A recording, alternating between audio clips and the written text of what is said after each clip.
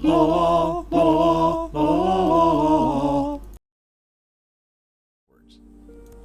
Eslaf Erol was the last of the litter of 5, born to the queen of the prosperous Nordic kingdom of Erolgard, Lapirkapa, and their husband, the king of Erolgard, Idlaf. During pregnancy, the queen had been more than twice as wide as she was tall, and the act of delivery took 3 months and 6 days after it had begun. It is perhaps understandable that the Lapirkapa elected, upon expelling Eslaf, to frown, say "good riddance," and die. Like many Nords, Idlaf did not care very much for his wife and less for his children. His subjects were puzzled, therefore, when he announced that he would follow the ancient tradition of his people of Admora of following his beloved spouse to the grave. They had not thought they were particularly in love, nor were they aware that such a tradition existed. Still, the simple people were grateful for the little royal drama alleviated their boredom, which was and is a common problem in the more obscure parts of northern Skyrim, particularly in wintertide. He gathered his household staff and his 5 fat, bawling little heirs in front of him and divided his estate. To his son Enop, he gave his title. To his son Lernu, he gave his land. To his son Soybud, he gave his fortune. To his daughter Lysifitra, he gave his army.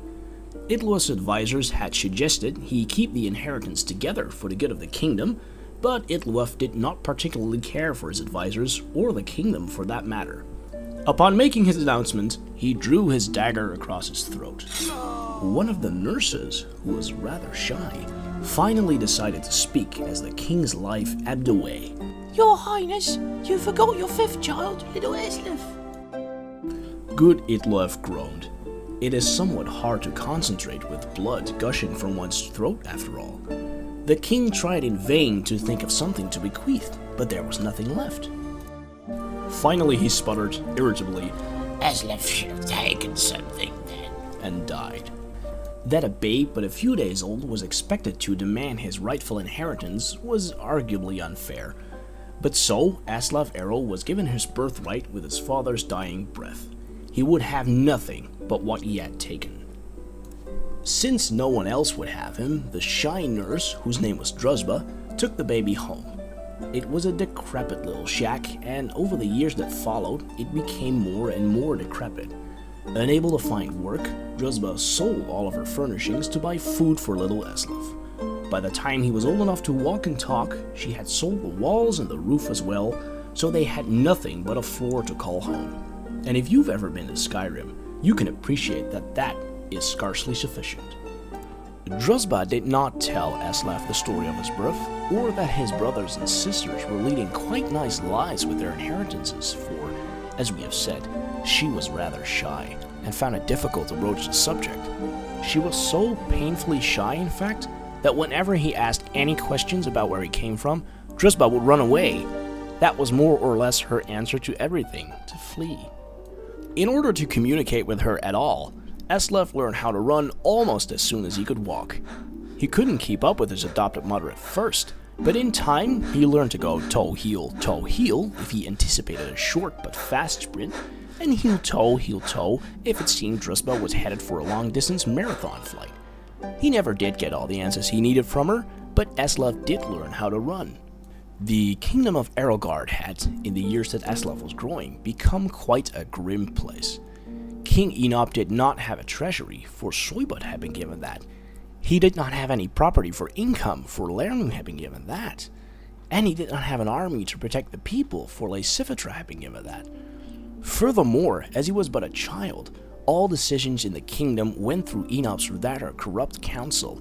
It had become a bureaucratic, exploitative land of high taxes, rampant crime, and regular incursions from neighboring kingdoms.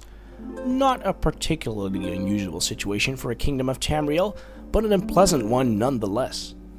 The time finally came when the tax collector arrived to Druzba's hovel, such as it was, to collect the only thing he could, the floor. Rather than protest, the poor shy maid ran away, and Eslaf never saw her again. Without a home or a mother, Eslaf did not know what to do. He had grown accustomed to the cold open air in Druzba's shack, but he was hungry. "May I have a piece of meat?" he asked the butcher down the street, I'm very hungry. The man had known the boy for years, often spoke to his wife about how sorry he felt for him, growing up in a home with no ceilings or walls. He smiled at Eslaf and said, Go away, or I'll hit you. Eslaf hurriedly left the butcher and went to a nearby tavern. The tavern keeper had been a former valet in the king's court and knew that the boy was by right a prince. Many times he had seen the poor ragged lad in the streets and sighed at the way fate had treated him. May I have something to eat? Eslaf asked this tavern keeper. I'm very hungry. You're lucky I don't cook you up and eat you, replied the tavern keeper. Eslaf hurriedly left the tavern. For the rest of the day, the boy approached the good citizens of Erolgard, begging for food. One person had thrown something at him, but it turned out to be an inedible rock. As night fell, a raggedy man came up to Eslaf and, without saying a word, handed him a piece of fruit and a piece of dried meat. The lad took it, wide-eyed, and as he devoured it, he thanked the man very sweetly. If I see you begging on the streets tomorrow, The man growled. I'll kill you myself. There are only so many beggars we have the guild allow in any one town, and you make it one too many. You're ruining business. It was a good thing that Eslaf Erol knew how to run. He ran all night. Eslaf Erol's story is continued in the book Thief.